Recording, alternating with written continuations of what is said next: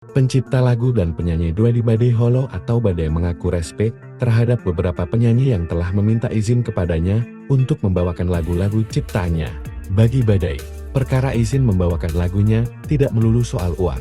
Meski tidak mengait-ngaitkan ucapannya ini kepada pernyataan pencipta lagu yang memperjuangkan royalti, namun ucapan Badai ini bak menyindir apa yang sedang diperjuangkan Ahmad Dhani. Founder band Dewa itu menilai penyanyi harus mengeluarkan sejumlah uang jika ingin membawakan lagu ciptaan orang lain. Apa yang dikatakan Dhani mendapat dukungan dari sesama pencipta lagu. Polemik ini muncul setelah Agnes Mo diputus pengadilan membayar royalti lagi kepada Ari Bias. Apa yang diperjuangkan Dhani mendapat sanggahan dari sejumlah pencipta lagu lainnya, yakni Arman Maulana, Judika, Melly Goeslaw, Bunga Citra Lestari, dan Ariel. Terbaru, nama Badai ikut menyampaikan pemikiran yang berlawanan dengan Ahmad Dhani. Artinya gini, uang bukan segalanya, yang buat saya adalah respect. Iya kan, kata Badai.